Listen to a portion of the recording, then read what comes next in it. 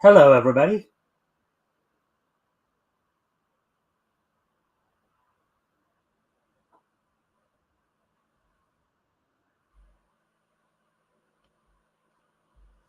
All right. So with that, hopefully everybody's having a good night tonight. We're gonna give people a few minutes to get in here. So while we're, actually, looks like somebody else did show up.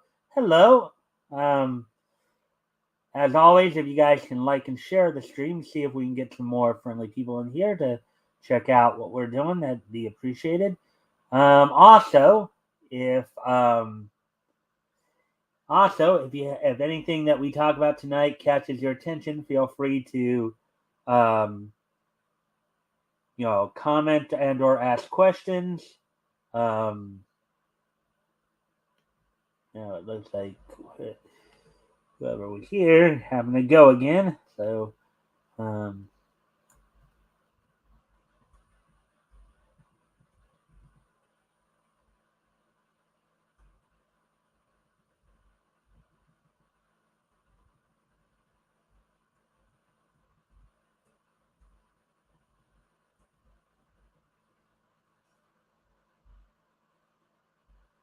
all right. So, with that, as we wait for more people to show up, of course, um, we will go ahead and I'm gonna put some music on for a couple minutes here. While I take care of some stuff, I'll be right back.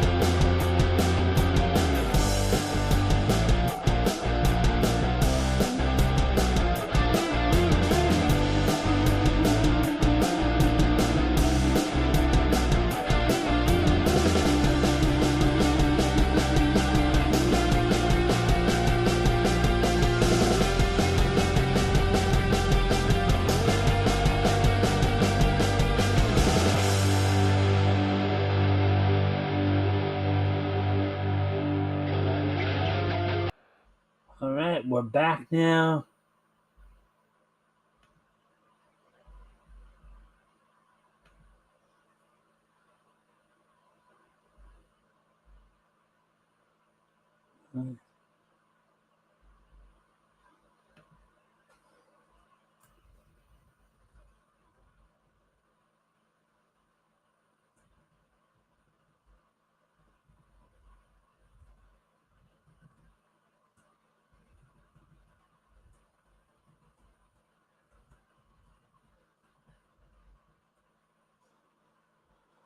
All right, so there we go with that one. So anyway, we're just actually we're at past 5 minutes now.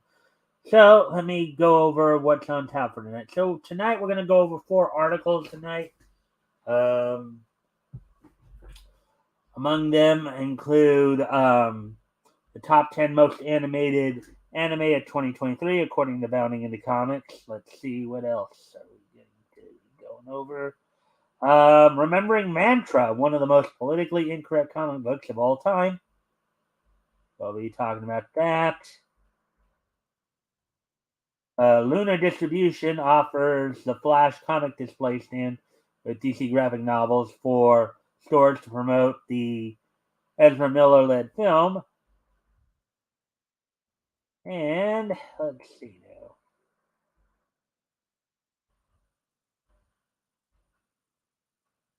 And we also will have an interview, a 2022 interview from the late Kevin Conroy. Kevin Conroy will be going over.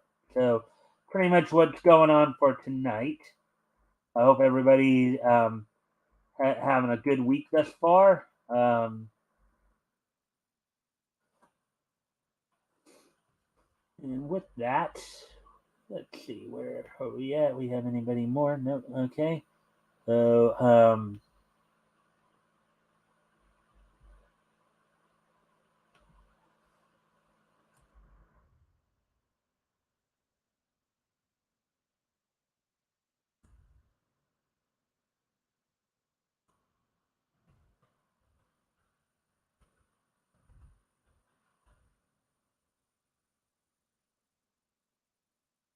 all right. So with that, why don't we go ahead and get started then, since we're now up to the 7-minute mark.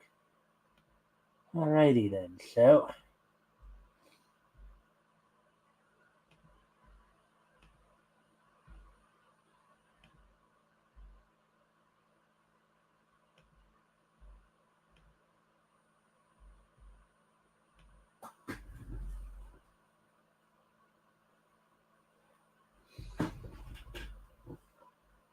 Alrighty then.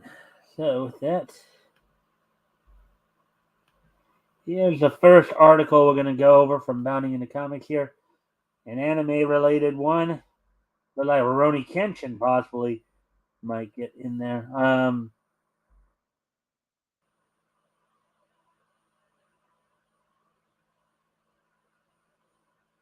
The top 10 most anticipated anime of 2023. Article by Nerdigans Inc. Published February 22nd, 2023, which was last Wednesday. Between new Dragon Ball and One Piece movies to the hotly anticipated Bleach Thousand Year Blood War, the year of 2022 was a year that absolutely spoiled anime fans with its release schedule. And while last year's stacked list of offerings may seem like a daunting act to follow, 2023 is looking to make a name for itself with an even larger selection of anime for fans to choose. Not just from some of those, obviously not just from the releases of not just the more established titles like One Piece movie, like Dragon Ball and all that, and of course Death Slayer had a big movie come out this year. My Hero Academia, I think, had a movie come out in 2022. So not just did it wasn't the big names, but you had a lot of have new anime that really made big splashes, from My Dress Up Darling to Chainsaw Man to Spy Family and everything in between. Um, so and while last okay, so yeah, okay. Okay, yeah. Yeah, we already read that whole para. Okay. From ecchi to shonen, this coming year has so many quality series to the point where it was hard to narrow it down to just 10. Nonetheless, we soldiered through, and as such, would like to present our picks for the 10 most anticipated anime out of those that have been announced thus far on our watch list. So this is coming from the Bounding into Comics staff, most notably, of course, Nerdigans Inc.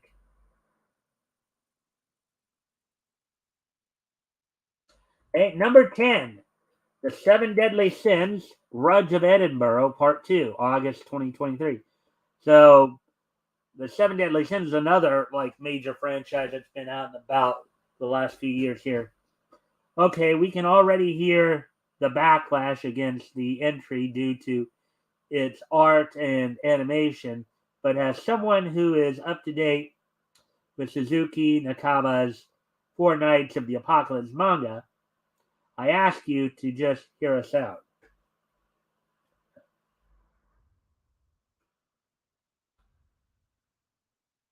Following the reveal at the end of part 1 that Tristan Leonis, who is voiced in the Japanese voice is done by Mikako Komatsu, who, of course, did the Japanese voice for Rebecca Bluegarden in Eden Zero.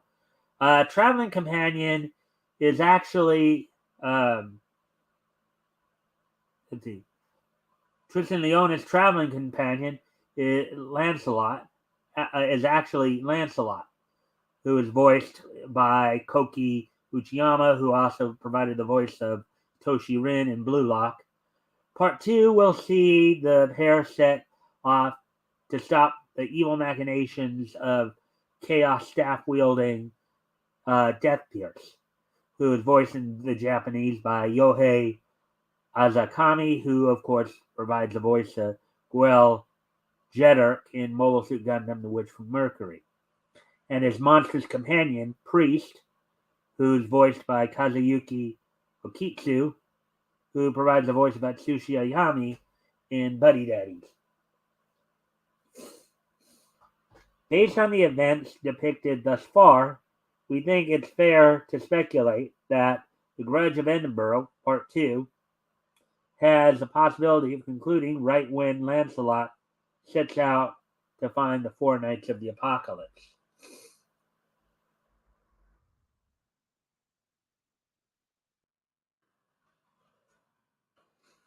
In addition to getting to experience this amazing story, these films should be watched by any series fan because, as previously confirmed by Nakaba, the events of the two-part Seven Deadly Sins Grudge of Edinburgh anime film are canon to the manga, taking place between Tristan Leonis' 10th birthday at the end of the Seven Deadly Sins and the start of Percival's journey in Four Knights of the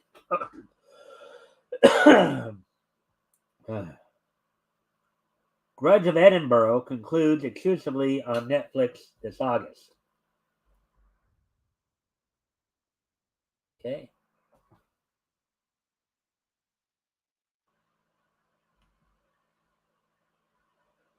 All right. So, yeah, and as always, guys, of course, if you haven't already, if you can like and share the stream, and like and share the stream, see if we can get some more friendly people. That'd be appreciated. Also, if anything here grabs your attention, feel free to comment or ask questions. I will try to do my best to answer the questions to the best of my ability. So, anyways, with that, let's continue on here. Shangri-La Frontier. I wonder if that has any. I wonder if that has any connection to the previous anime known as Shangri-La. Guess we'll find out.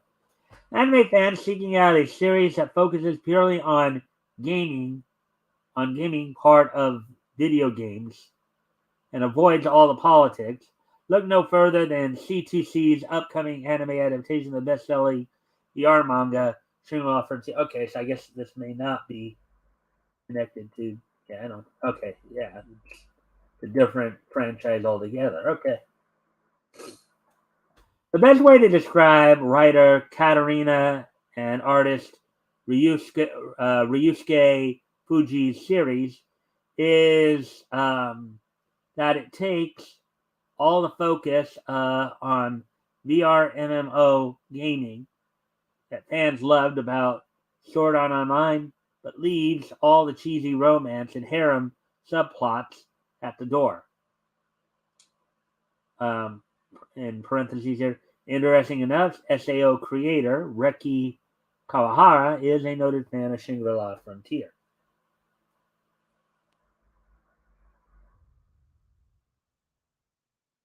Shangri-La Frontier centers, I think that's supposed to be on, not of, on the story of Rakuro Hizutome, who is voiced in the Japanese by Yuma Uchida, who provides a voice for the Japanese voice for Megumi Fushiguro in Jujutsu Kaisen. A young man with a passion for hunting out various kusoge video games, a Japanese slang term for titles that are terribly produced but possess some level of charm. After conquering the latest Bleak game, Hizutome decides to change things up and take the popular God tier VR MMO Shangri-La Frontier, or SLF for short, out for a spin. Throughout his time in Shangri-La Frontier, viewers will witness how Sunraku's time playing uh, crappy games pays off as he fights some of the gamers' top tier monsters. However, rather than starting out as a complete rookie, Sunraku's time playing crappy games,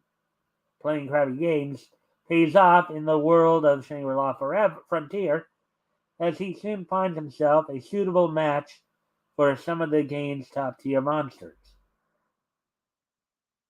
He'll also spend a good amount of time traversing new lands and experiencing a number of unique scenarios, such as exploring a world of talking Vorpal buddies, whatever Vorpal buddies are, alongside the adorably fluffy mage Emil, who is voiced in the Japanese by Rina Hidaka, who provides the voice of Milim Nava in That Time I Got Reincarnated as Slime.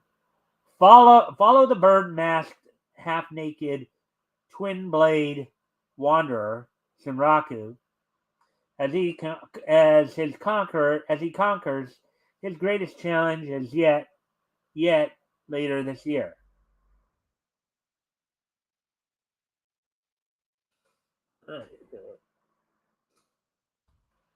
Thus far, I think we're making good time here. Let's see. Yeah.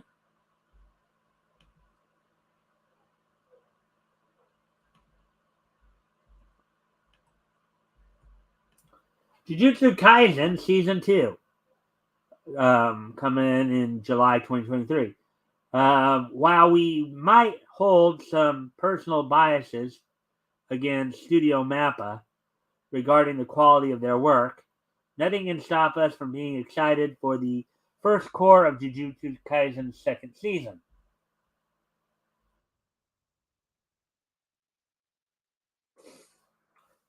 The summer will be cursed as the animated adaptation of Akutami Gage's popular series, after teasing the events in the recent Jujutsu Kaisen Zero and film, finally tackles the original manga's hidden inventory premature death arc.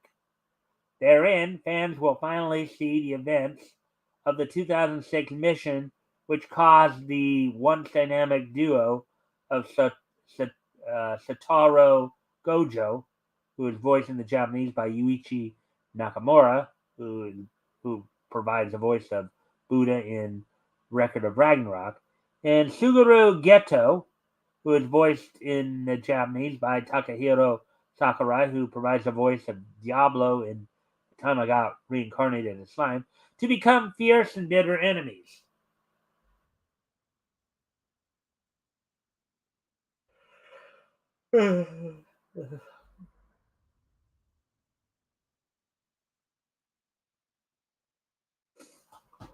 But even more hype than finally seeing the two Jujutsu sorcerers' backstory is the fact that this first core will finally introduce one of the series' most badass characters to the small screen.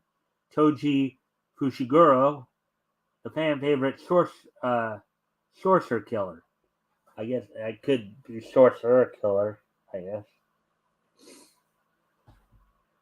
A former member of the Zenin clan and father of Megumi Fushiguro, the assassin for hire utilizes his great lack of cursed energy to stalk his target and eliminate them quickly.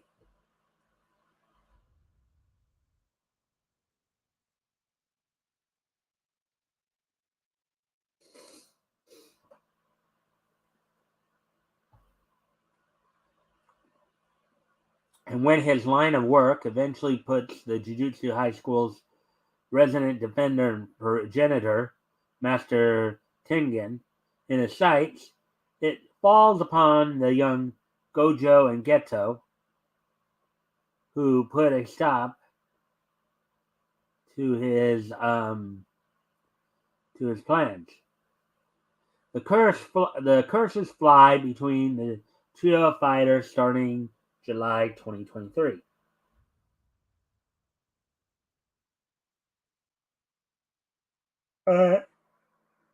Number 7, The Seven Deadly Sins, Four Nights of the Apocalypse, to be announced. It's time for rejoicing among Seven Deadly Sins fans, as not only has the franchise been liberated from the low-effort stewardship of Studio Dean, but this development comes just in time for the adaptation of the series' next entry, Four Nights of the Apocalypse.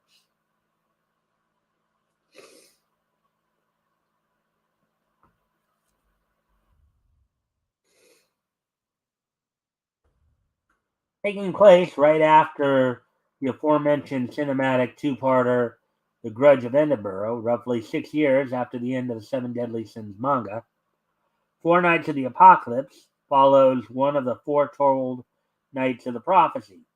The 16-year-old Percival, who is voiced in the Japanese by Sho Komura,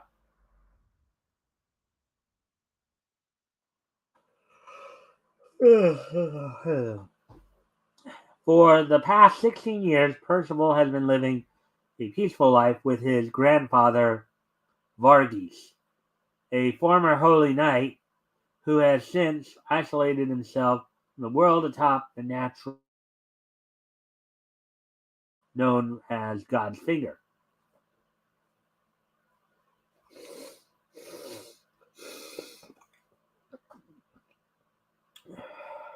Unfortunately, their peaceful life comes to an abrupt end when Ironside, the current Holy Knight of Chaos and Percival's father, makes a sudden reappearance at his family's doorstep, seeking to kill them both.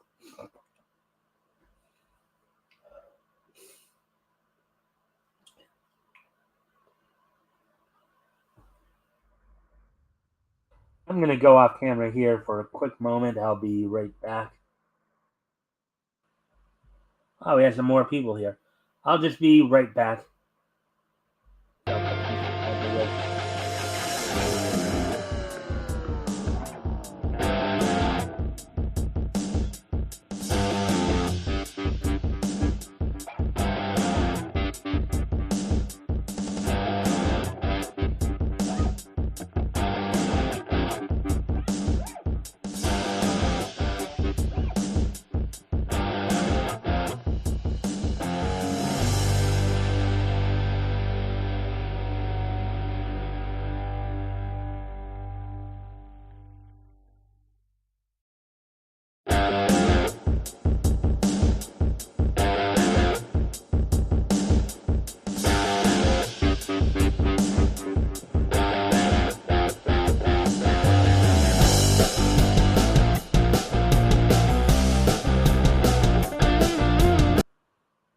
All right, I'm back.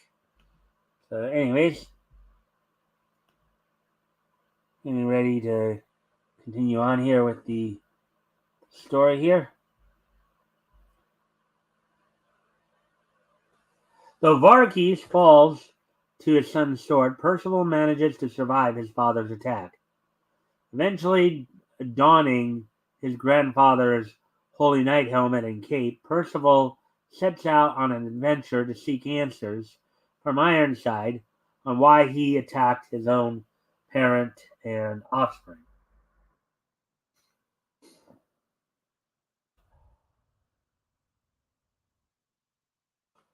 Along the way, the young knight of prophecy, with winged, verdant green hair, um, will meet new friends, face chaotic enemies, and chaos more, or learn more about the world around him, as well as his own burgeoning ability to wield heroic hope magic. Set to release sometime this year, Percival's chaotic adventure has yet to receive a concrete premiere date. There's Percival right there.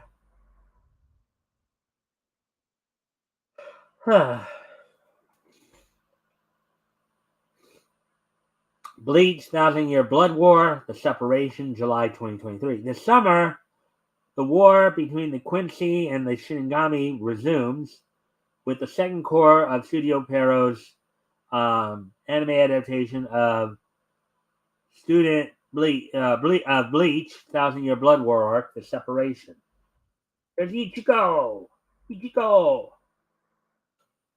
At the conclusion of the first core, Ichigo Kurosaki, who in the Japanese was voiced by Masakazu Morita, who also did the voice of Whis in the Japanese voice of Whis in the Dragon Ball series, had accepted and embraced both the Quincy and Hollow parts of himself, emerging with his newly forged true Zanpakuto.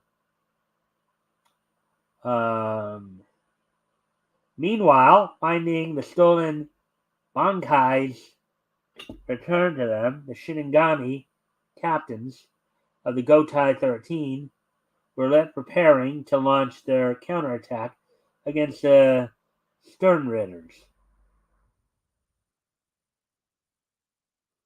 Based on the Separation trailer, when Bleach Thousand Year Blood Wars returns, fans can expect the next stage of the war between the next stage of the war for the Soul Society to become even more intense than anything that came before.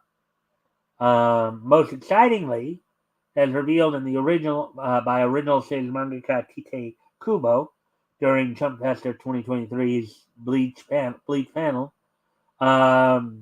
this next core will feature a new anime exclusive fight scene.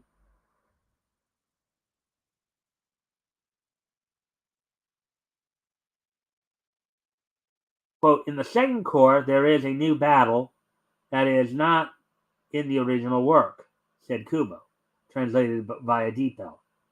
Quote, I couldn't even draw the battle between one character and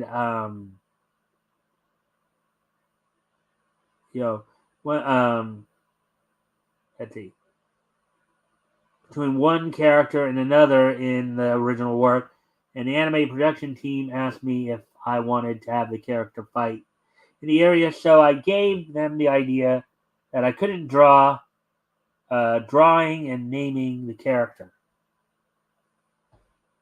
The war continues in July 2023, exclusively to Who's Bro. I'm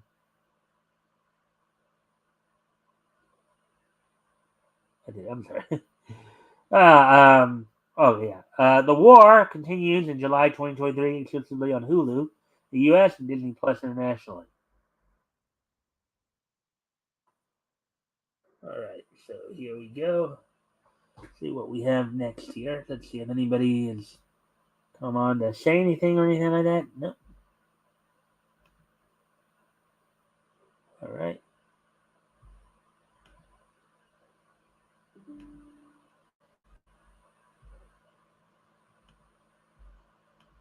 All right, so here we go.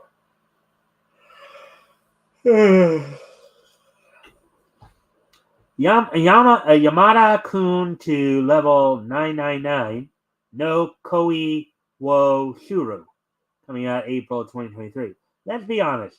Who needs dating apps and mixers when there's video games? I guess that's what a lot of neats would say. Wouldn't that be?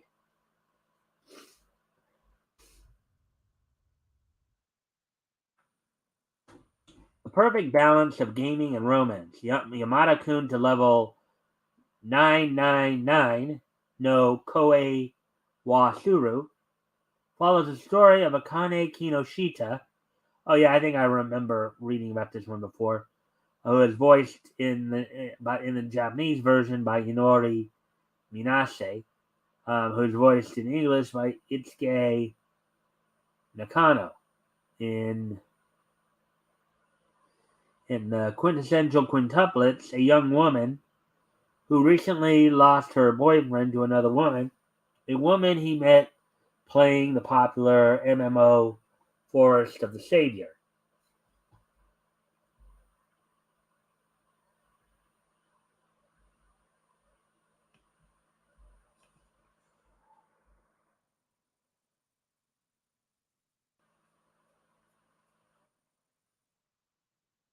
Left with nothing but anger and sadness, Akane eventually decides to let off steam by hunting monsters in the very same game that led to the dissolution of her relationship. One day, while venting her frustrations, Akane has a chance encounter with the smaller quotes Afro masked professional gamer Akito Yamada, who is voiced in the Japanese by Koki Uchiyama, Shigarakai, um, who also does Shigaraki Tomura in My Hero Academia.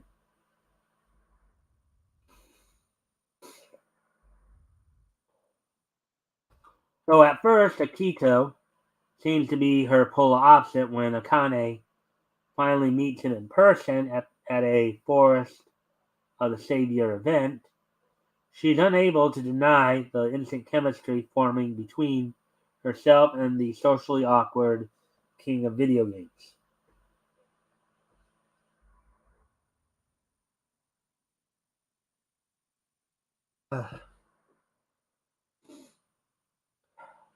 Will their romance evolve into true love? Audiences can find out when Yamada-kun to level 9999, no Koi wo Shuru, um,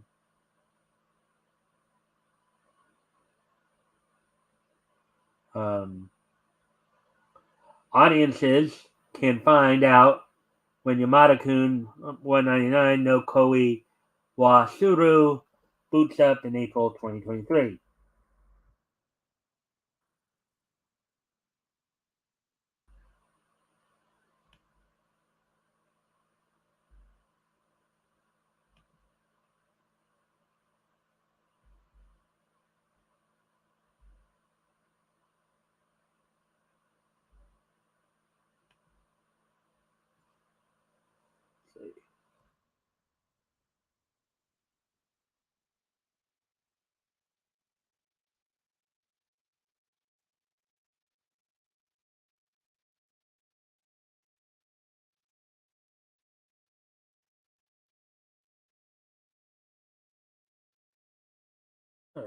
Anyways,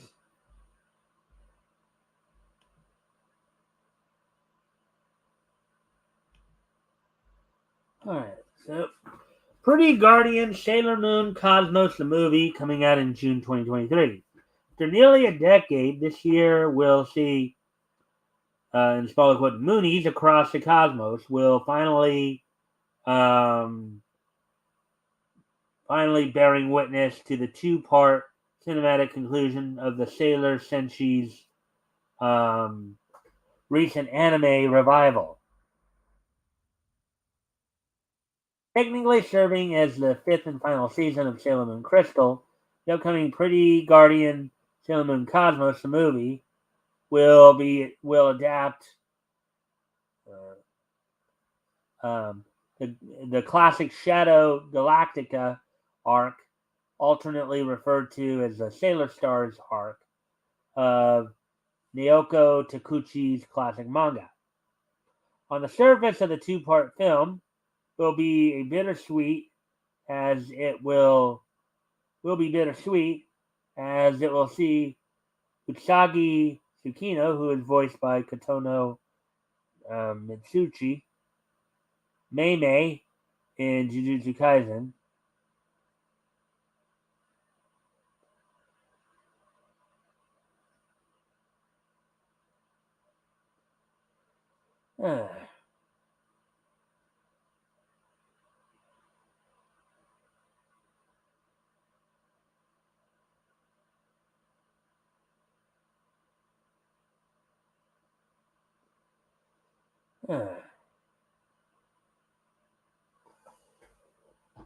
Let's see. Let's see.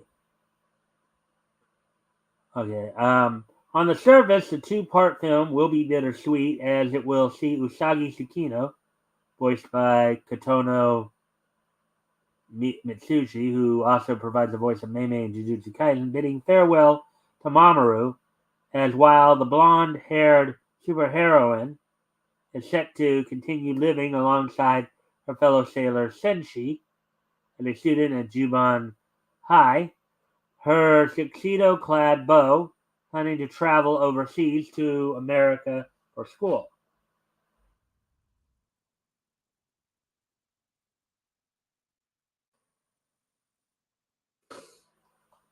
However, just as Mamoru is about to board his flight, he completely disappears into a flash of golden light, thus becoming the first victim of the girl's new enemy, Sailor Galaxia, who is voiced in the Japanese by Megumi Hayashibara, who is a pretty well-known Japanese seiyuu or voice actress and idol, as well as she has done a number of songs for anime as well, both openings and closings, endings. Um, One of the roles they point to here is that she provides the English voice for Haibara in Detective Conan. We know that better as Case Closed. The leader of the self-titled Shadow Galactica Empire and the most powerful sailor Senshi or Scout in the entire universe.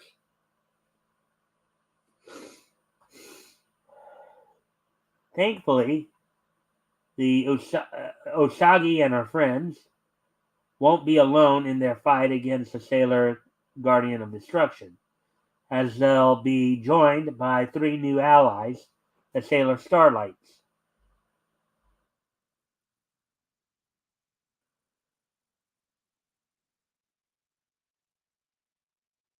Made up of Sailor Star Fighter, who will be voiced in the Japanese by Marina Inoue, who provided the voice of Armin Alert in Attack on Titan. Sailor Star Maker, who is voiced in the Japanese by Saori Hayami, who provides the voice of Your Forger in Spy Family, and Sailor Star Healer, who is voiced in the Japanese by Ayane Sakura, who provides the Japanese voice of Gabby Braun in Tense Music. The Starlights are a trio of Sailor Scouts, or Sailor Senshi, who arrive on Earth in order to search for Princess Kakuyu, who thanks them to who thanks to Sailor Galaxia's conquest is now the last surviving member of the home planet's royalty.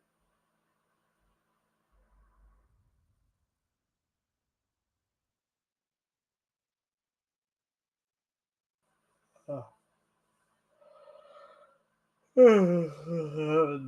Anyways.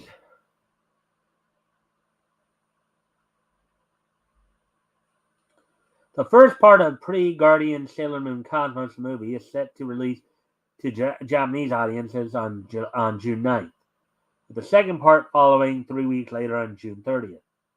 The Though the film has yet to receive an overseas release announcement, here's hoping that the film will follow in the footsteps of Sailor Moon Eternal and hit international streaming services later this year.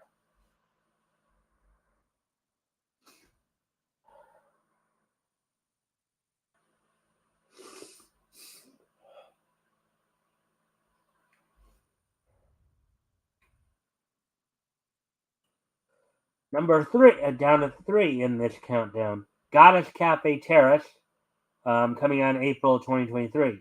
Of all of the year's upcoming harem rom-com offerings, the one we're absolutely the most excited for is the adaptation of So Koji's Goddess Cafe Terrace. That.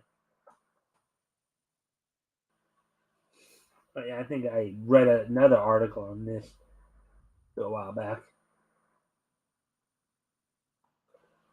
Adapted from Koji's manga of the same name, Goddess Cafe Terrace tells the story of Hayato Kasukabe, who is voiced in the Japanese by Masaki Mizunaka, who provides the voice of Baji Keisuke in Tokyo Revengers and other anime.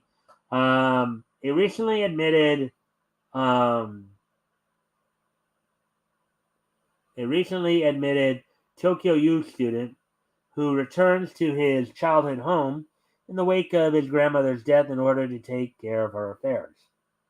Expecting to simply close up his grandmother's old shop before heading back to the city, Hayato is surprised upon his arrival to discover that five mysterious girls claiming to be part of Grandma's family, in smaller quotes, are residing inside.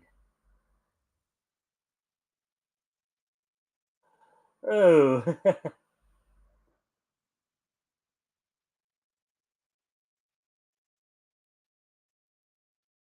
Unable to bring himself to abandon the girls to the street, Hayato takes it upon himself to provide for them, in turn, dedicating their attentions to restoring his grandmother's business to its once thriving state.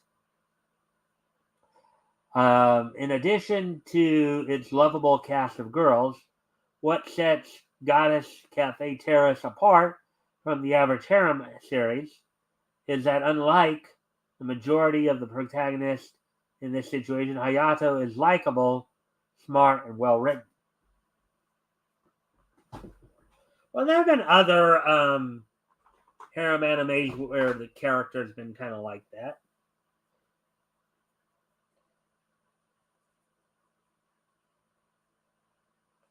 Um, Rather than presenting him as your typical um, smaller quotes dead end neat with no higher aspirations in life unquote. Well, that's been more recent.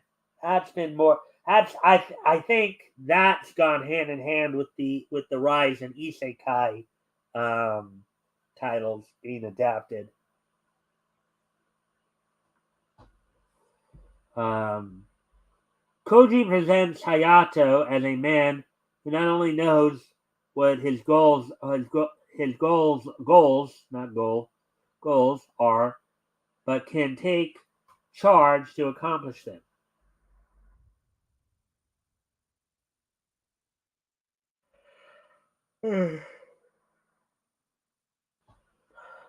Notably, the key art and animation for the series, unveiled by animation studio Tezuka Productions, thus far looks incredible and impressively mimics Koji's own original style. So much so that it has us wondering just how involved the mangaka is in the anime's development. Goddess Cafe Terrace opens for business in April 2023.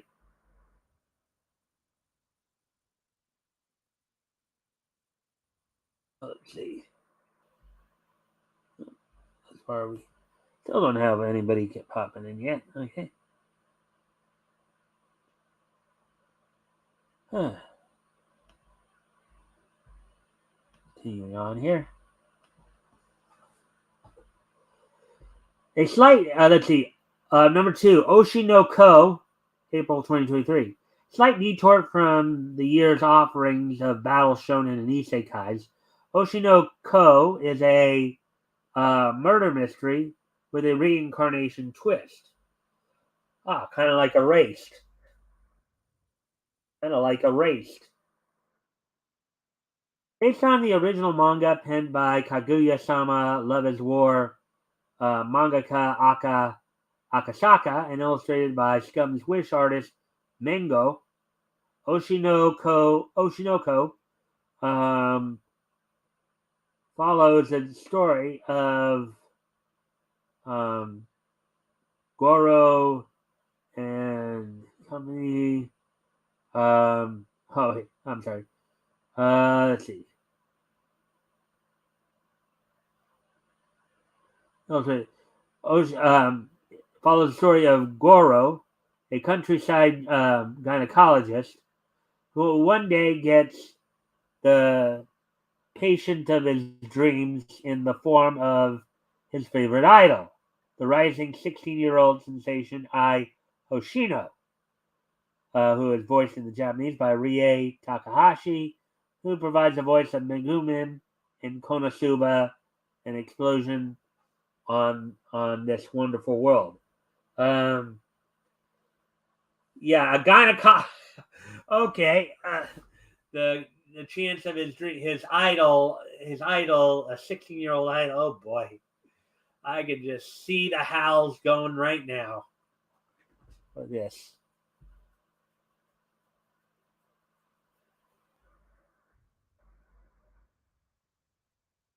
Asked to assist her in giving birth, Goro's excitement soon turns to horror when, just moments after delivering Ai's new children, he is brutally murdered by one of the idol's more fervent stalkers. However, rather than passing on to the afterlife, Goro awakens to discover that he has been reincarnated into his dream life as one of Ai's new twins. Oh, wow. That's interesting.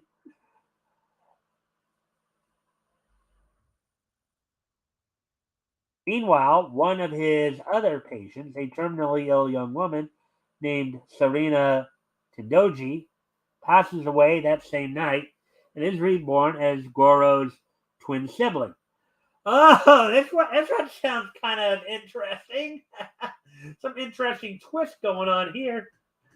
Ah, given the name Aqua, Goro's second chance at life ends up being just as short-lived as his time as Ai's doctor. As shortly after being born, he and his sister bear witness to another killing, their mother's. Oh boy. Seeking to avenge his mother, Aqua Goro vows to enter the Japanese entertainment industry and as an aspiring actor in order to seek out any clues he can as to the culprit behind Ai's murder. Meanwhile, Serena, named Ruby, who is voiced in the Japanese by Yuri Igoma, in her new life, dedicates herself to following in her mother's legacy as an idol, even going so far as to form her own version of Ai's original group, B. Komachi. However, thanks to the fate that befell their mother, Ruby's idol aspirations cause unease within Aqua as the young man seeks to avoid his sister from suffering a similar fate. Investigation into Ai's murder begins in April 2023. Number one, Rurouni Kenshin. I wonder if this is a reboot. And if it is, oh boy, I hope it's not a bad reboot.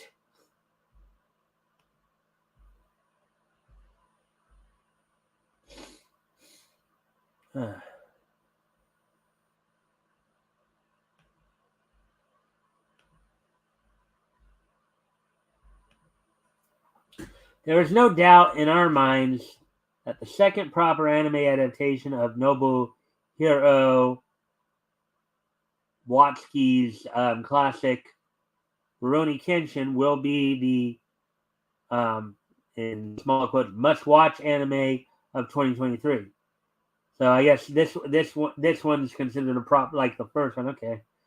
In parentheses here, heck, given its status as a in smaller quote second attempt at adapting a manga, unsmaller quote, it might even end up being this generation's Full Metal Alchemist Brotherhood.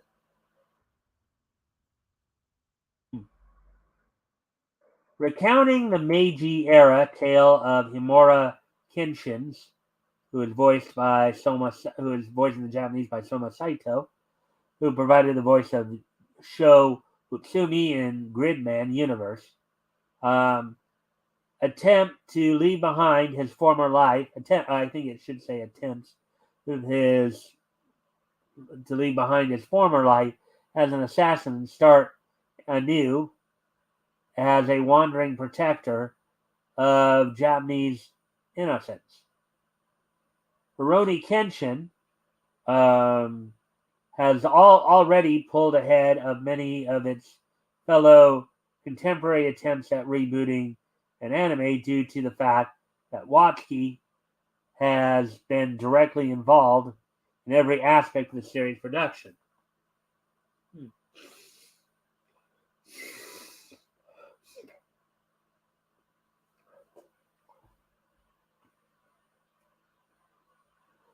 From hand selecting the series production team to participating in the voice recording sessions, Watsuki was determined to make sure the upcoming anime executed his vision perfectly from start to finish.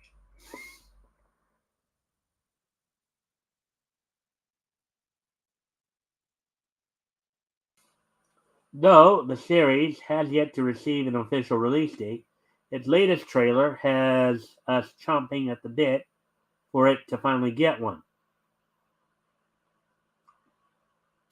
Premiering during the Jump Festa 2023 Rurouni Kenshin presentation, the trailer not only teased fans with incredible clips of new footage, but also reintroduced the world to the brawler Sanosuke Sagara, who is voiced in the Japanese here by Taku Toshiro, who provided the voice of Tsubasa Tenuma from Kaguya-sama Love is War, and the aspiring samurai Yahiko Myojin, who is voiced in the Japanese by Makoto Koichi, provided the voice of Nurugai in Hell's Paradise, Jigo Kuraku. All right, so there we go with that one. That one took a while to read, but that's okay. Because we're on the last day of the month here, meaning of course, that I'll probably be clearing out all the after tonight's episode. I'll be clearing out all the ones from February and to open everything up for March. So.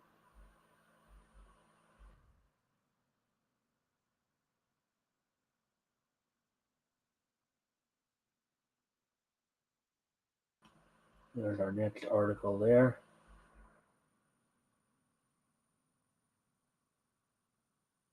Here's the next article we're going to look at. Actually, I do need to step away, though, for a moment. So I will be right back. I'll put some music on to tide you guys over until I get back.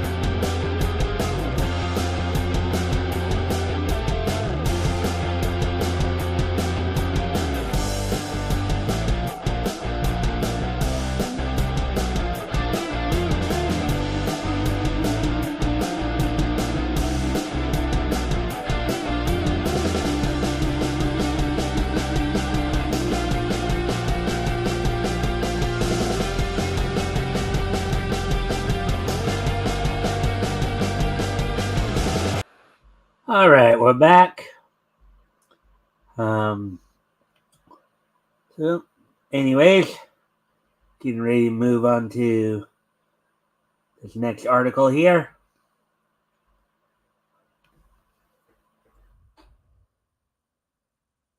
Remembering Mantra, one of the most politically incorrect comic books of all time. Article by Slade Hale, published back on the 23rd, which of course was last Thursday, I believe.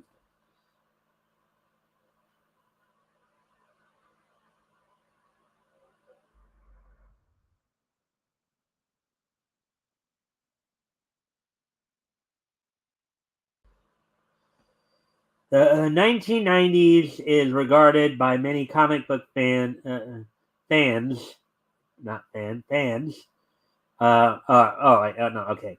The 1990s is regarded by many a comic book fan as one of the worst periods in the medium's entire history.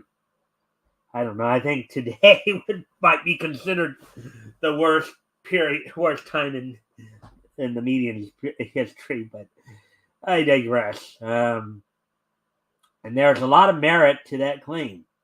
Those who lived through the decade were forced to endure a continuous barrage of oddball storylines, climatic crises designed to shock longtime readers without offering a satisfying payoff, and of course, bad character designs and themes. What's ironic about the 1990s comic book world is the amount of forgotten oddities littered about, one of which is Malibu Comics' Mantra. Malibu Comics, which of course was known for quite a bit, known as well for bringing back a lot of Golden Age characters that are now in the public domain. Well, as we've been seeing in our historical comic retrospect. Um, I admit, I never dove into the pages of Mantra during the 1990s, primarily because I lived in a rather small town that wasn't able to accommodate every comic book fan's wish list. Therefore, I can only pick up tidbits here and there within the pages of Wizard magazine and a few other sparse sources. Fast forward exactly 30 years, um, and I decided to give the entire original series a go. What's interesting about Mantra is the subject matter, which by today's standards feels fairly run of the mill. Um, at least generally speaking. The actual plot isn't particularly well thought out, and there's very little exposition to go on. But the overall gist is simple. A warrior named Lucas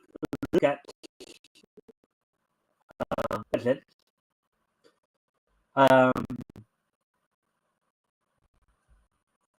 has been fighting centuries-long war against the villain Boneyard, a sorcerer of great power fighting Lucas, um, his fellow warriors, have been fighting a good fight for ages, each time spiritually inhabiting the body of another person the moment they are killed in battle. As such, Lucas has lived dozens of lives in a number of different bodies, while displacing their original souls, effectively robbing them of their future. This is accomplished via the magical powers of the de facto leader, Archmage.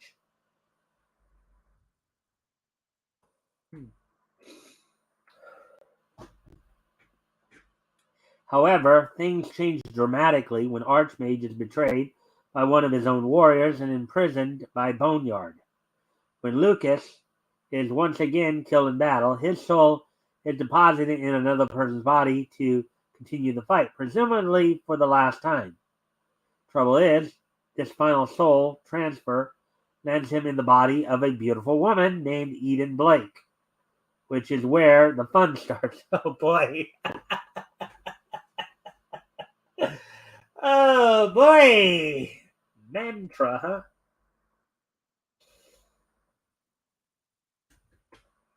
The concept was not exactly novel, especially in the 1990s when films like Switch were playing around with the idea of a man being trapped in a woman's body. At the time, there was no talk of transgenderism or gender dysphoria.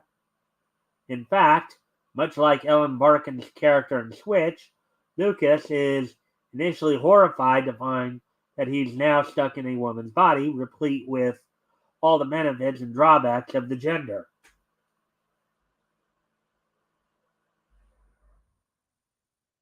As a result, Lucas spends issue after issue cursing and lamenting the fact that he lacks the same physical strength he had when he was male. He belly aches about having to walk around in high heels. He loathes his inability to handle certain liquors and black coffee, and he even dreads his first period. Boy, yeah, that would be quite horrifying. And there are people who are thinking that they were meant to go through this. Today, you have people who are born men who think that they were meant to go through all that. Okay. We desperately do have a mental health crisis on our hands, folks. Ah. The entire concept is rather slapstick and meant to play on the zaniness of a gender switch that nobody asked for and nobody wanted. Unlike today, when they're forcing gender switches of characters left and right, trying to push an agenda or make a point. um, it's Mantra's astonishing and jaw dropping lack of political correctness that really steals the show. However, in the modern age, this comic would never see a green light from a major comic publisher, which is true. Ding, ding, ding. You're right there, buddy. You're right there, Slade.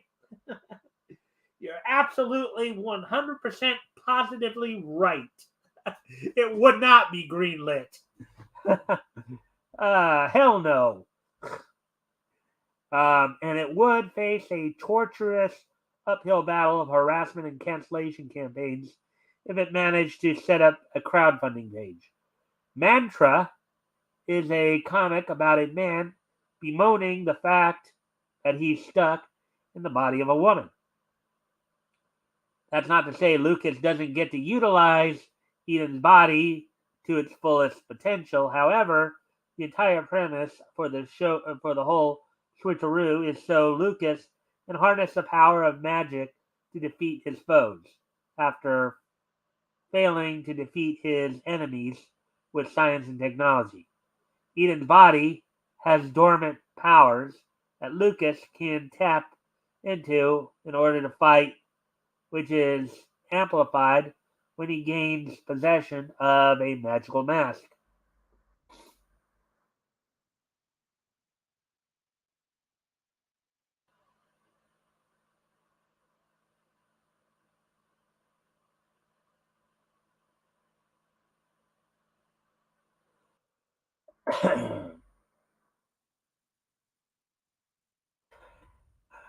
Anyways,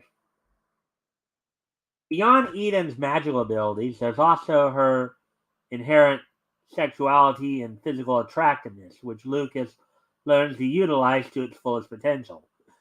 Oh boy, a guy inside of a woman's body trying to be flirtatious and seductive. That would really be interesting. Hey, RJ, or like Rama one half. Oh, you know about Rama one half, huh?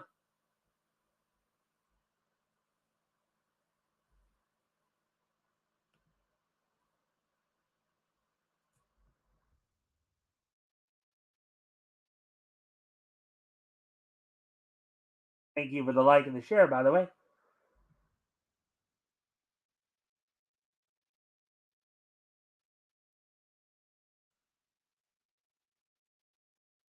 Uh, yeah, RJ, I was trying to be facetious on your show earlier with some of those comments. If you were wondering what I was up to, just just in case you were wondering about that. So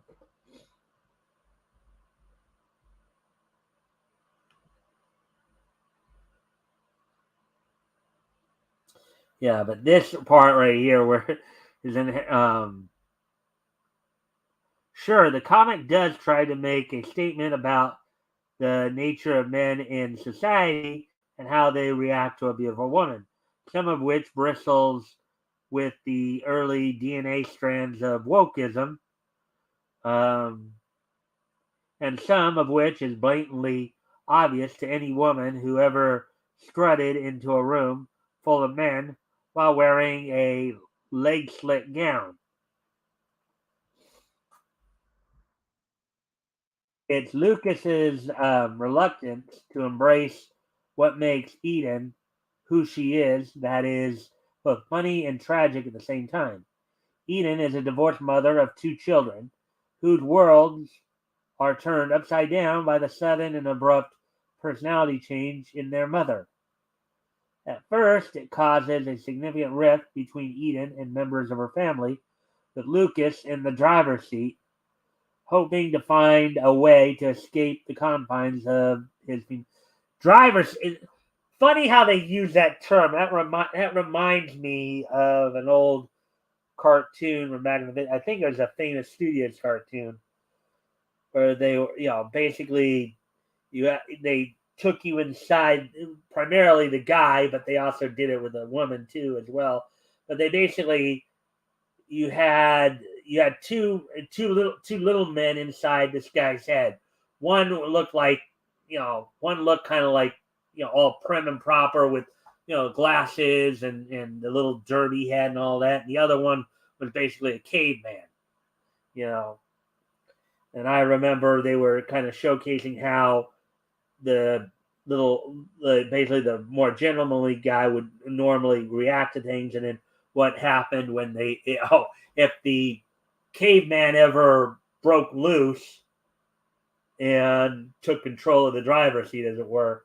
And then they showed in one case where the woman's same thing with the woman where you had the cave woman and the like little librarian looking girl. So, um, don't remember the name of that cartoon, but I think it was a Famous Studios cartoon, if I remember.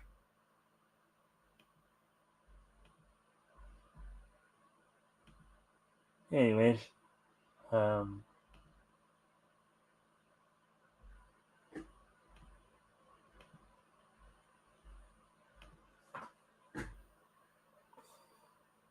let's see. Okay, moving on to the next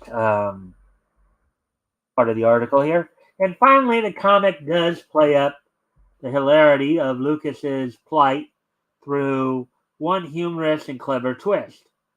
The individual responsibility for his last death before landing in Eden's body is a man named Warstrike, who is eager to get payback on Boneyard's minions for tricking him into performing the takedown.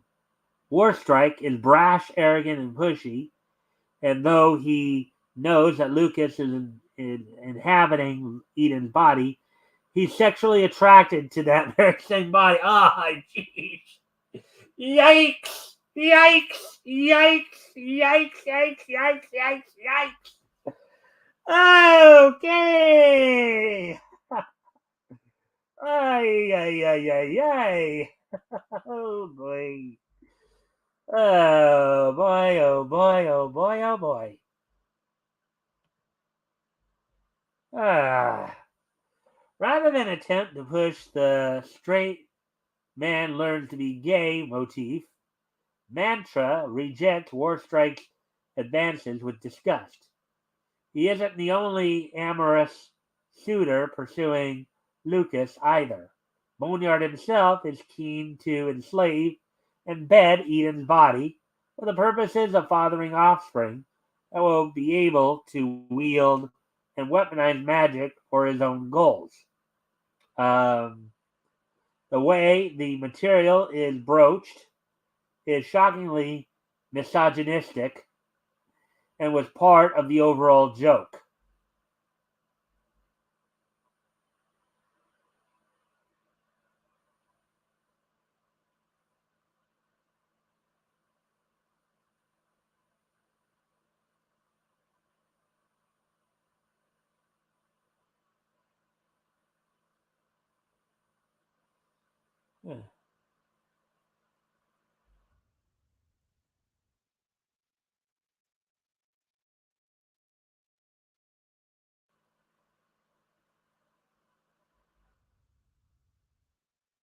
As the comic continues to run, things obviously change, as does Lucas, but the journey to get there is rife with political incorrectness that deserves a revival in the modern age.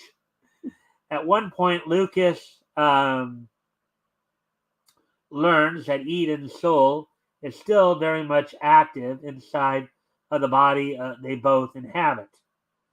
And the two fall in love, eventually finding a way to separate, hook up, and get pregnant in one night. only a birth only to birth a monstrosity that drives them apart. And it's all done with the admirable lack of tact as well as taste. Oh boy. Oh boy, that would get that this comic would get roasted today. They would want to the SJW would want to burn this comic to a crisp. Combating stereotypes without denying basic reality is Mantra's strongest theme as a comic book, even if the whole thing is a rather trashy affair. The women aren't throwing hulking males effortlessly through plate glass windows or whining about the patriarchy. Rather, there are multiple shades of gray in the themes, which mirrors real life gender roles. Huh.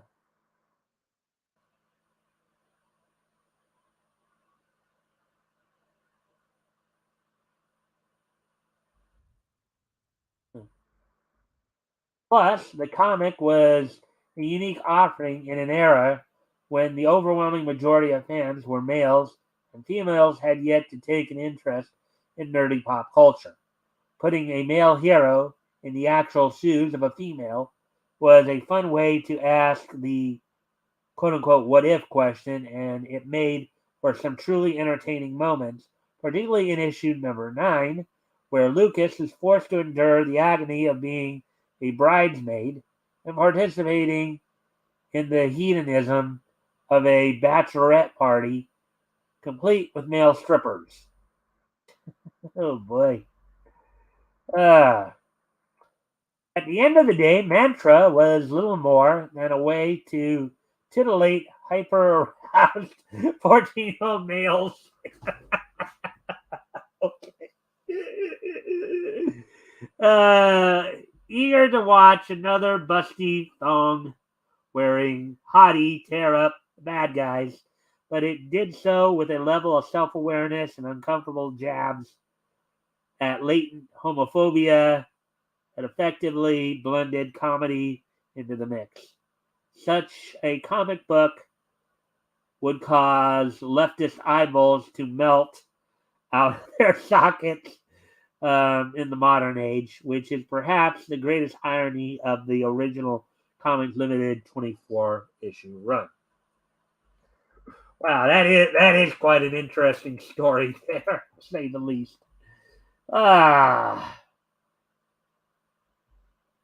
a moment I wake up, say a little prayer for you, together forever.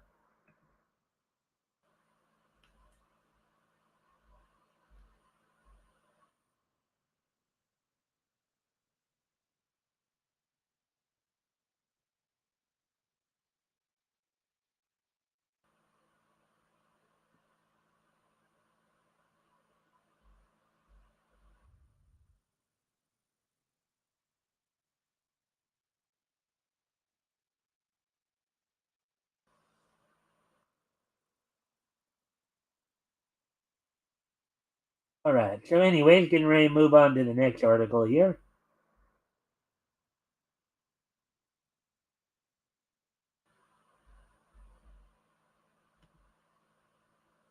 All right. So let's see.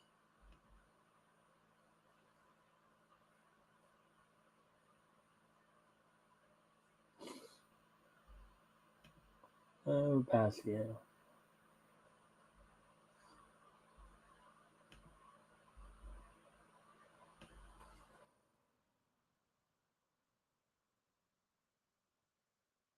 Let's see. Lunar Distribution offers, in smaller quotes, the Flash comic display stand um, with DC graphic novels for stores to promote the Ezra Miller led film.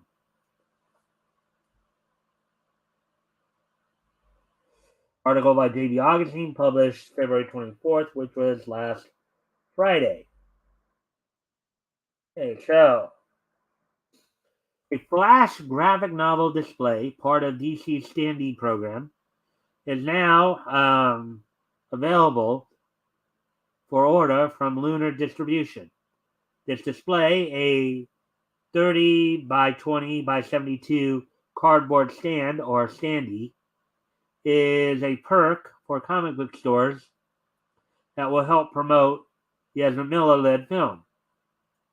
Naturally, that means this offer comes with a lengthy backlist of DC graphic novels and omnibuses. Quote, with The Flash in theaters on June 16th, retailers can capitalize on excitement for the film with this display featuring the movie logo and an eye-catching illustration of the iconic DC hero, unquote. Lunar says in their press release, quote, DC offers both a standee and a new 8-pocket display, unquote. They add, which hold, quote, approximately 24 standard and deluxe graphic novels, or 120 comic books. Wow.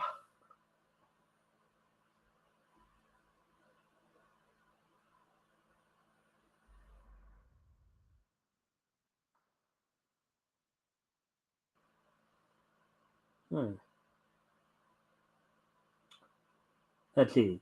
This deal is strictly for U.S. retailers, and the cost of shipping for the stand is covered by DC and not the retailer. The accompanying books, however, will arrive in stores with the regular weekly shipment from Lunar at the normal cost. As usual, some assembly is required, supplies are limited, and qualified retailers have to order through their online Lunar dashboard.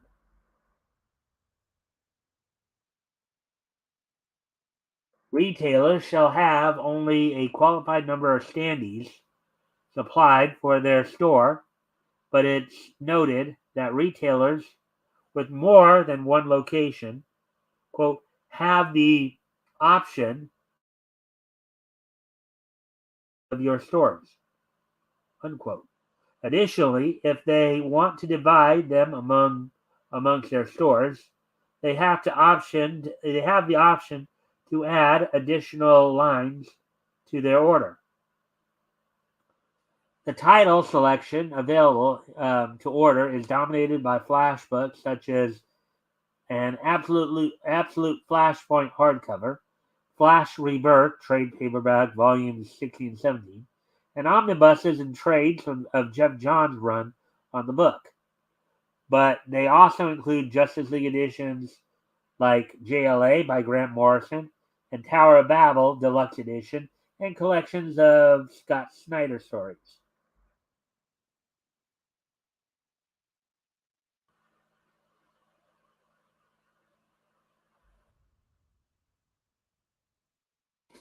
The Flash comes out um, in June, which gives plenty of time for the standees and retailers to add their hype for the film, but the displays won't arrive in their qualified stores until May 9th if ordered by February 20th.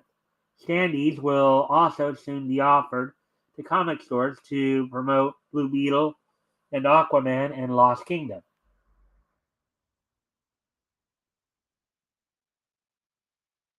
So with that, let's see. I want to see here real quick. I just happened to grab my attention there.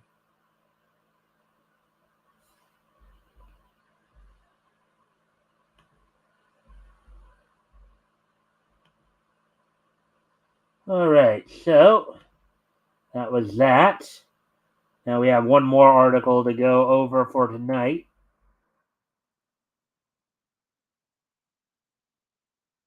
Oh, here we go. Here's the last article we're going to cover tonight.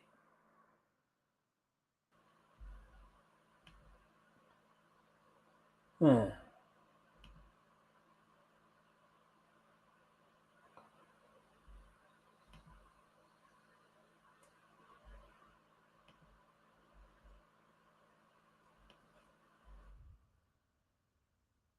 right. The late Kevin Conroy explained the grueling difference between voicing Batman for the animated series versus the Arkham games in 2022 interview. Article by J.B. Augustine, published February 27th, which was yesterday. As the voice of Vengeance and the Night, Kevin Conroy was the signature Batman for an entire generation, even though he had never done voice work before the animated series. A theater actor from New York, recommended by his agent, Conroy went on a blind audition that changed the direction of his career and made him a DC icon.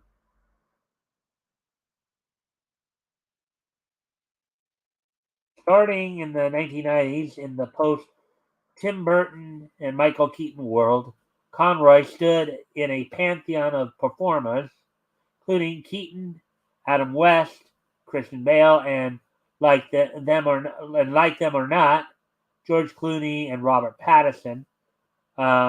He gave The Dark Knight that gruff gravitas we all think of when we read a comic effortlessly, it seemed. But the effort to imbue that into the character could get intense and challenging at times. Conroy revealed this in one of his final interviews when he explained and differentiated the relaxed, fun atmosphere of sessions for the animated series in the early days and the pressures of voicing the games in the Arkham series he was a part of. And there's one of the classic scenes from, I think, the first episode of Batman that we all remember.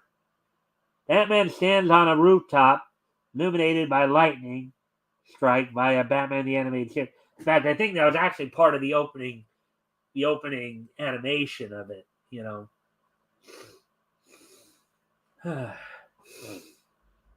Anyways.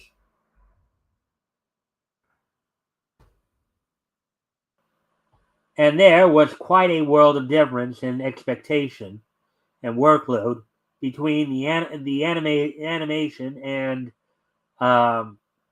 video game genres on the Popcorn and Chill podcast, where he was joined by DC animated producer Bruce Timm. Conroy recalled Batman the Animated Series was treated more like a radio drama, and he often recorded with other actors in the room, such as Mark Hamill.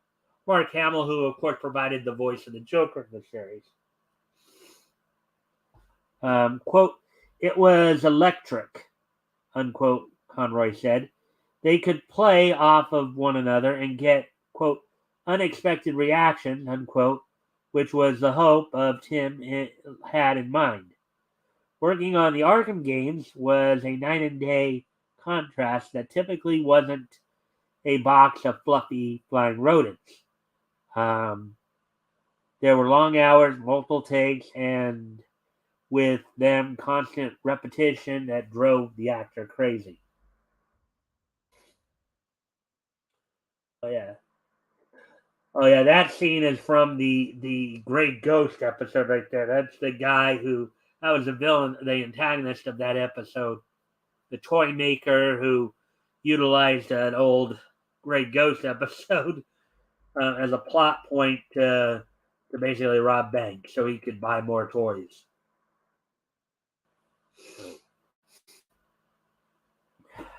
Quote, you do 4 hours a day alone in a booth, in a vacuum, creating the character, keeping the character's voice alive, and then creating the situation for each line. And then they want it 3 times, unquote, he recalled. Quote, give it, in smaller quotes, give it to us angry. Oh, keep that anger and give it to us with a little irony, unquote. Conroy continued, quote, oh, we love the anger and we love the irony. Now just sweeten it with a little bit of love. This would be like being on a deck of a ship in the middle of a huge storm. Oh boy, no wonder he was probably cranky after some of these sessions. With that kind of direction being handed to him. Smaller foot. By the time you get out of there, you're pulling out your hair. You're going, what the bleep do they want me to say? Unquote. The sessions ended after 8 hours that are broken into 4-hour blocks plus an hour for lunch.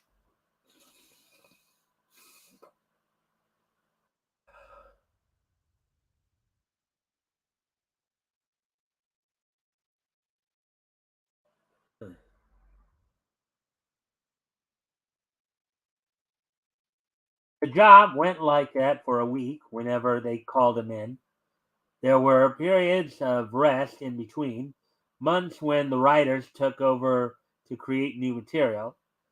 After that, they'd call Conroy back for more recording, and no clips were recycled as everything had to be fresh to fit game algorithms. The process for Arkham Knight took 2 years. Before that entry was released, he ran into trouble that may have cost him his gig in the gaming medium. At San Francisco Comic Con in 2018, Conroy discussed a mistake he made in talking about Arkham Knight before it was ready, and while Warner Brothers Games was prepping the sequel, Arkham Origins. This got him a call from the higher up food chain. Oh yeah, this usually you hear a lot of this more about in the voiceover in the anime industry more. The NDAs, the non-disclosure agreements, where you agree not to say anything before something is released. So let's see what happened here that prompted their reaction.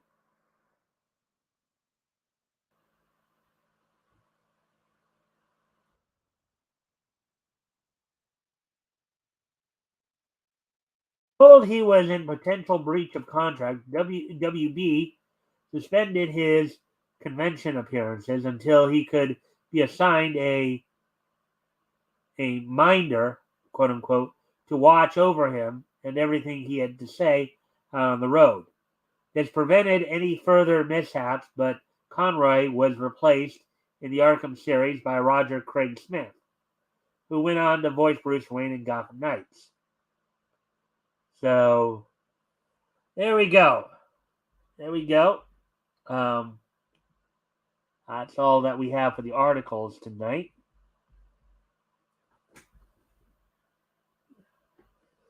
I'm going to check something real quick. I'll be right back.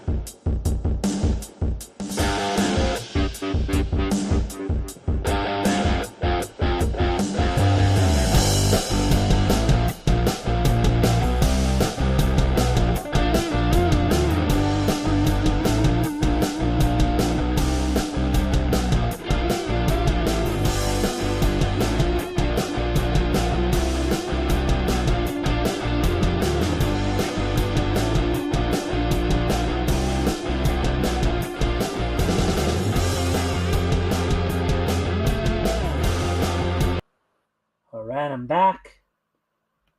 So let's see now.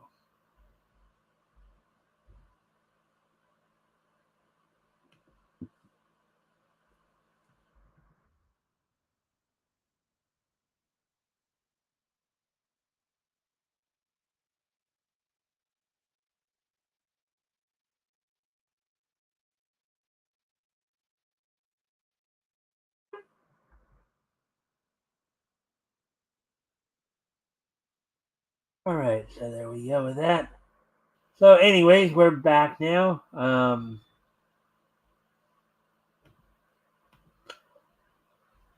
So yeah, so now we'll move on to the wrestling roundup here. As it were. So first off, last night WWE, of course, they continued working their way towards WrestleMania. One of the big things that happened last night, of course, um, was that Lita and Becky Lynch had defeated the two members of Damage Control, Io Sky and Dakota Kai and Io Sky for the women's World Tag Team Championship.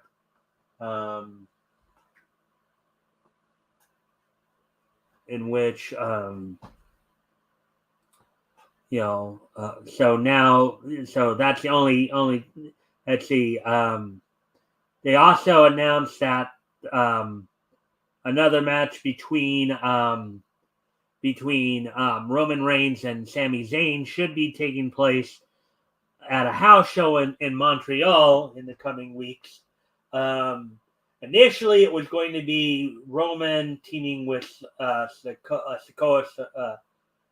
Sikola and Sammy teaming with Kevin Zane in the match, but they decided that it would be better.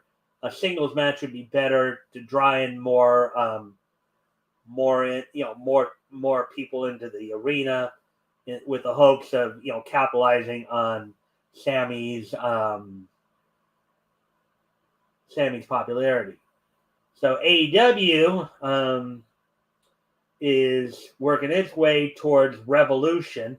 Have some more updates on that situation as tomorrow night's Dynamite. Tomorrow night's Dynamite, of course, will feature in the main event the Casino Battle Royal, which will play. Well, the winner of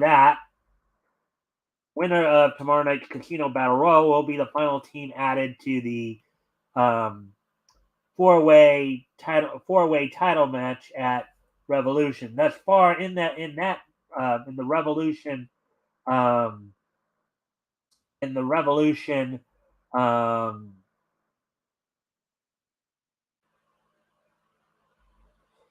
in the Revolution.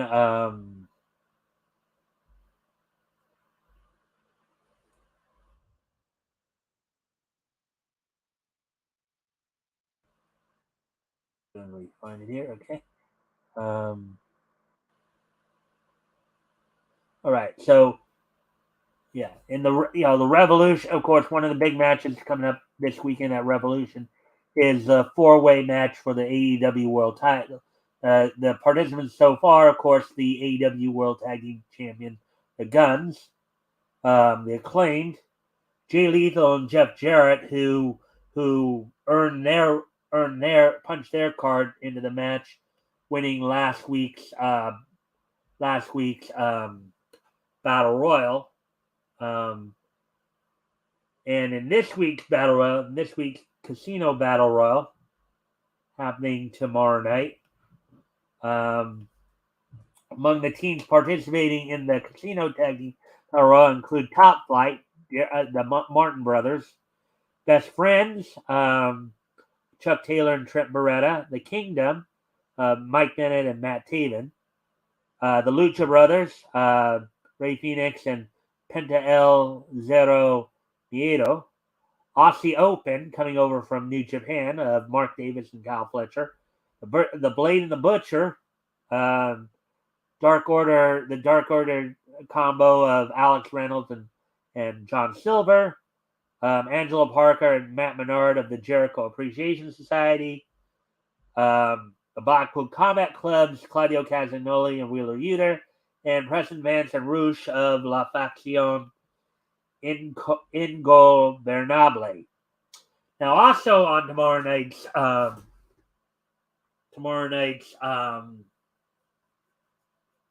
Dynamite will be the Face of the Revolution ladder match, in which the winner, if they can secure the ring, as it were, or the circle or what have you, they'll become the number one contender to the TNT title, from what I understand.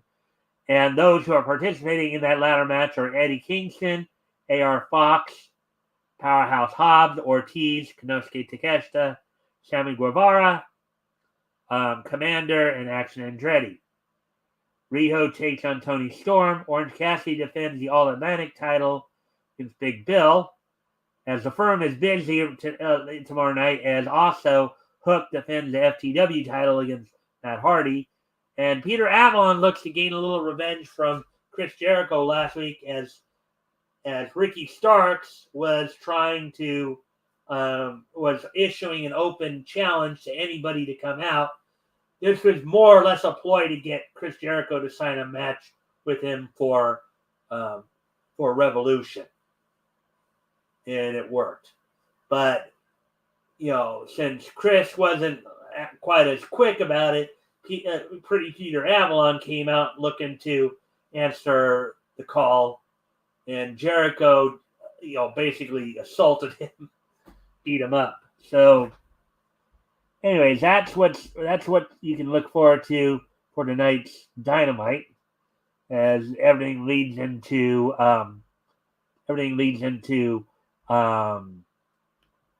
this weekend's Revolution. Rampage this week, which will be live. Let's see. The one match that is that has been signed. Dustin Rhodes teams up with Limitless Keith Lee, take on the Mogul affiliates, a team led by Swerve Strickland and with Parker Boudreaux. So that's looking to heat up as well.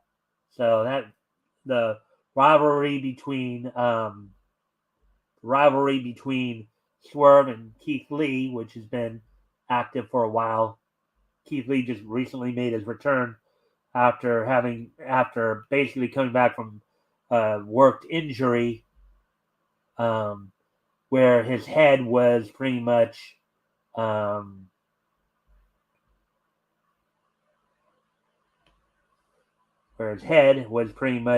crushed on a cinder block. Came in and saved Dustin Rhodes from the same fate.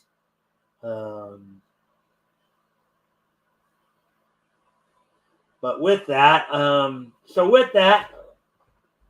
as we're now at an hour 44, so time to start wrapping up here. So today is Tuesday, February 28th, 2022.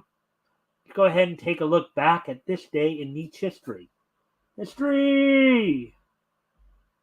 So let me just look at this. Let's see, 63, 53,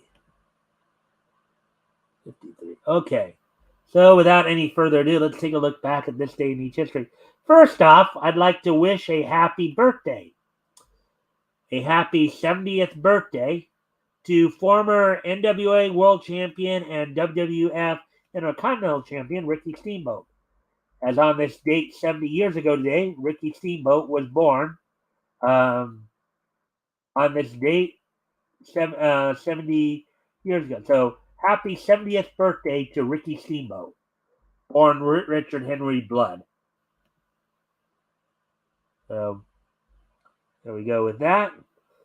Also, 1953 is just so nice. We're going to hit it twice. As also on this date, back in 1953, the Warner Brothers cartoon Duck Amuck, starring the voice of Mel Blanc, directed by Charles M. Jones, with written by Michael Maltese, music by Carl Sterling. On this date, back in 1953 as well, 70 years ago today, the Warner Brothers Warner's animated comedy, surreal comedy short, Duck Amuck, premiered in theaters on this date back in 1953. So, date back in 1953, and I did verify that with IMDb as well. On this date back in 1953, 70 years ago today, the Warner Brothers cartoon Duck Amuck premiered in theaters. And finally, on this date in 1963, the first issue of Beverly Hillbillies from Dell Comics went on sale in 1963 sold for 12 cents with 32 pages. So this was a bi-monthly title, apparently. As Dell did throughout much of its history, it would basically take a lot of IPs from other medium and would adapt it into comic books. And on this date back in 1963, 60 years ago today, the first of a 12-issue run for the Beverly Hillbillies went on sale on this date back in 1963. So there we go with that one. And I thank everybody for being here tonight. So I hope to see everybody back here tomorrow. And of course, don't forget, on Friday, RJ Carter will be joining me as we look back to comic history, looking back to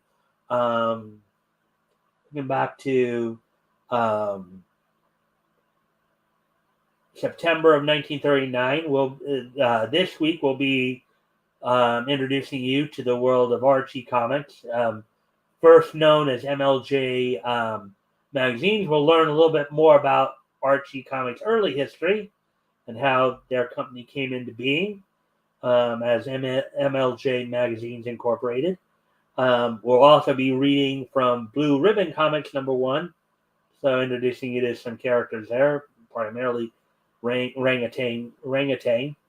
And with that, I thank everybody for being here. I hope to see everybody back here tomorrow.